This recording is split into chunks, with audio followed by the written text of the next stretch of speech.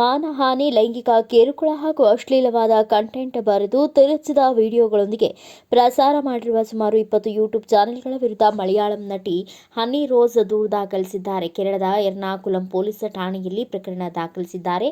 ಈ ಹಿಂದೆ ತಮಗೆ ಚಮ್ಮನೂರು ಜ್ಯುವೆಲ್ಲರ್ಸ್ನ ಬಾಬಿ ಚಮ್ಮನೂರು ಎಂಬುವರು ಲೈಂಗಿಕ ಕಿರುಕುಳ ನೀಡಿದ್ದಾರೆ ಎಂದು ನಟಿ ಹನಿ ರೋಸ್ ಆರೋಪಿಸಿದರು. ಪ್ರಕರಣದಲ್ಲಿ ಆರೋಪಿ ಬಾಬಿ ಚಮ್ಮನೂರ್ ಅವರನ್ನು ಪೊಲೀಸರು ಬಂಧಿಸಿದ್ದಾರೆ. ಈ ಪ್ರಕರಣ ಬೆಳಕಿಗೆ ಬಂದ ಬಳಿಕ ಕೆಲವು ಯೂಟ್ಯೂಬ್ ಚಾನೆಲ್ಗಳಲ್ಲಿ ಹನಿ ರೋಸ್ ಅವರ ಬಗ್ಗೆ ಪ್ರಚೋದನಕಾರಿ, ಮಾನಹಾನಿ ಮಾಡುವಂತಹ ಚಿತ್ರಗಳು ಹಾಗೂ ತಿರುಚಿದ ವಿಡಿಯೋಗಳೊಂದಿಗೆ ಸುದ್ದಿಗಳನ್ನು ಪ್ರಸಾರ ಮಾಡಲಾಗಿದೆ ಎಂದು ಆರೋಪಿಸಲಾಗಿದೆ. ತಮ್ಮ ವಿರುದ್ಧ ಅಮಾನವೀಕರವಾಗಿ ವಿಷಯಗಳನ್ನು ಬಿತ್ತರಿಸಿರುವ ಯೂಟ್ಯೂಬ್ ಚಾನೆಲ್ಗಳ ವಿರುದ್ಧ ಕ್ರಮ ಕೈಗೊಳ್ಳುವಂತೆ ನಟಿ ಹನಿ ರೋಸ್ ಒತ್ತಾಯಿಸಿದ್ದಾರೆ ಎಂದು ದೂರು ದಾಖಲಿಸಿದ್ದಾರೆ.